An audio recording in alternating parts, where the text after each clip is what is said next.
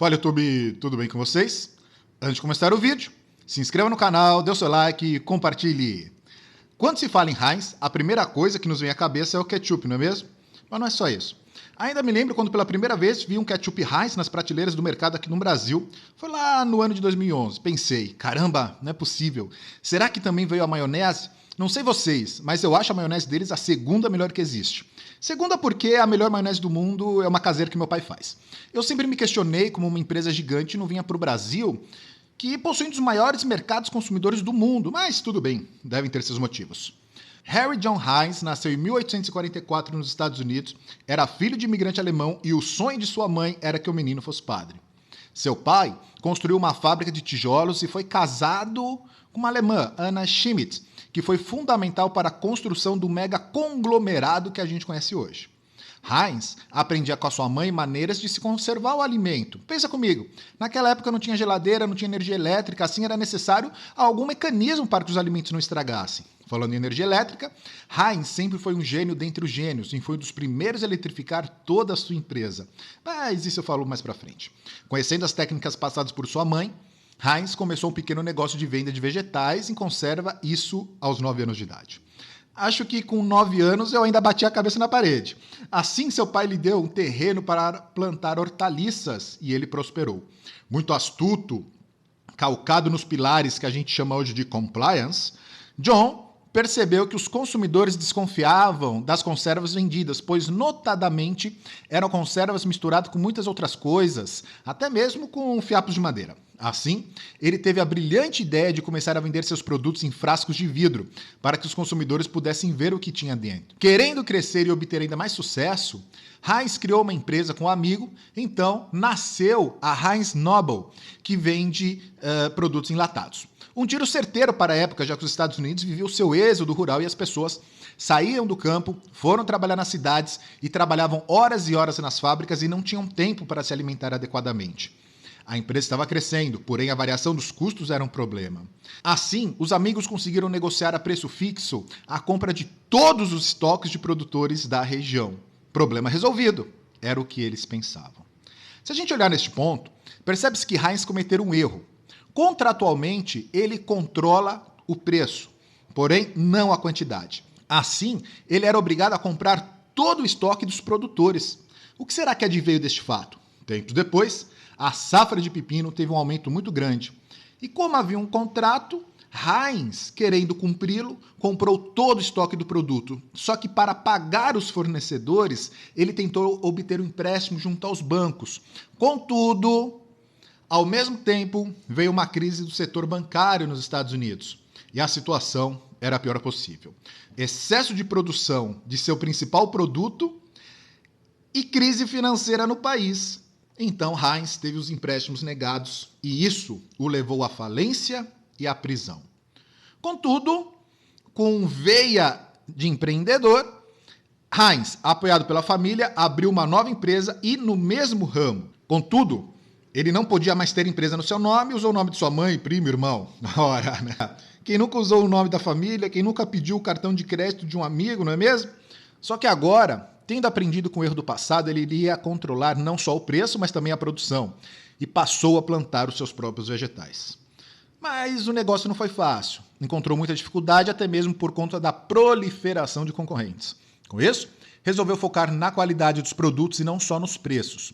Seus concorrentes abusavam de falcatruas, adulteravam produtos, acrescentavam aditivos químicos impróprios. E na época, os Estados Unidos não tinham qualquer forma de regulamento que proibisse produtos químicos aditivos ou que ao menos atestasse um padrão mínimo de qualidade do que se ingeria. Heinz, então, aliado a outros produtos que já faziam sucesso, começou com um negócio de tomates. Tomate é fruto? É o que ensina a botânica. Mas sabiam que a Suprema Corte Americana já decidiu que tomate era vegetal? Isso lá no século XIX, para garantir que o imposto de importação sobre ele fosse cobrado, já que a importação de fruta naquela época não pagava imposto, mas de vegetal sim. Mas vamos voltar ao nosso assunto. Heinz, então, misturou tomate, vinagre e outras coisas e nasceu o ketchup de tomate. Por que ketchup de tomate? Porque naquela época existiam outros tipos de ketchup, como por exemplo, ketchup de cogumelo, que George Washington, primeiro presidente norte-americano, amava. Mas aqui agora nasce o ketchup de tomate. E na verdade, a grande preocupação do Heinz era porque naquela época as carnes eram consumidas podres, verdadeiramente podres. Muita carne era podre de verdade. E para disfarçar o gosto, os americanos eles usavam o tipo de um ketchup chinês baseado em peixe. Só que o gosto, a gente não se sabe se era melhor comer a carne podre ou ketchup com gosto de peixe. Então ele teve essa brilhante ideia, criou o ketchup de tomate para se comer, para disfarçar o gosto da carne podre. Criado o ketchup, Heinz quis que ele fosse produto em frascos de vidro transparente e estampado com rótulo 57. Pessoal, até hoje o rótulo carrega o número 57. Sabe o que são esses 57? Lá está escrito 57 variedades. Mas, na verdade, o 5 é o número da sorte de Heinz e 7 é o número da sorte da sua esposa. Na mesma época, os concorrentes brotavam por todos lá nos Estados Unidos e sempre sem qualquer padrão de qualidade. Quando Heinz começou a usar frascos de vidro riscado, os concorrentes também o copiaram. Então ele teve uma brilhante ideia. Comprou todos os frascos de vidro que havia no mercado. Expandiu a produção ao máximo para usar todos os frascos que conseguisse. O que ele não conseguiu usar, ele mandou colocar no navio e mandou afundar o barco. Eu confesso que ri quando eu li isso daí. É feio, é errado, porém sensacional. Assim, ele acabou com a concorrência pela primeira vez. Também, aproveitando a onda progressista advinda de Theodore Roosevelt, Heinz foi um grande incentivador de uma lei nacional que estabelecesse um mínimo de qualidade aos alimentos vendidos. Isso, sem dúvida alguma, colocaria seus concorrentes quase que imediatamente na ilegalidade. Assim, foi aprovada a Lei de Drogas e Alimentos em 23 de junho de 1906, segunda vez que ele detonou seus concorrentes. Com o negócio prosperando, Heinz resolveu apostar toda a sua grana na construção de galpões maiores para dar conta da produção. Seriam galpões próximos da malha ferroviária que se desenvolvia nos Estados Unidos e com energia elétrica. A energia elétrica ainda não era bem vista. Muitos tinham medo e eram céticos. Até mesmo houve desconfiança por parte da Casa Branca quando foi instalada energia no seu prédio. Mesmo assim, ele resolveu apostar na troca da energia a carvão pela energia elétrica. E foi possível, por isso, criar o fluxo contínuo de produção. Isso mesmo, antes de Ford, Heinz já havia estabelecido em sua fábrica a linha de produção baseada no fato de que se o empregado fizer somente poucas coisas, ele fará mais rápido e melhor.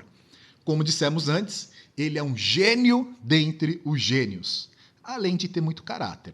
Heinz conseguiu pagar as dívidas antigas com seus credores, passou a empresa para o seu nome, reduziu a jornada de trabalho de seus funcionários, implementou condições melhores a eles, deu uma biblioteca, deu refeitório, deu serviço médico, além de constantemente promover inovações tecnológicas na sua linha de produção. Além disso, depois que a sua esposa morreu, ele criou uma instituição para cuidar de crianças e, pelo que eu pesquisei, essa instituição existe até hoje. Como ele sempre dizia, se eu não pude fazer o bem para o mundo sendo padre, manifesto a minha bondade de outras formas. Heinz morreu em 1919 com um dos homens mais ricos daquela época. Pessoal, gostaram dessa história? Confesso que eu não conhecia a história do Heinz e eu fiquei verdadeiramente apaixonado. Pensa só, um empresário lá do final do século XIX, início do século XX, já dar garantias aos seus trabalhadores, criar uma instituição para cuidar de crianças. Eu achei a história sensacional. E você? Conta aí embaixo, como é o teu patrão? Teu patrão é um Heinz? Abraço, pessoal!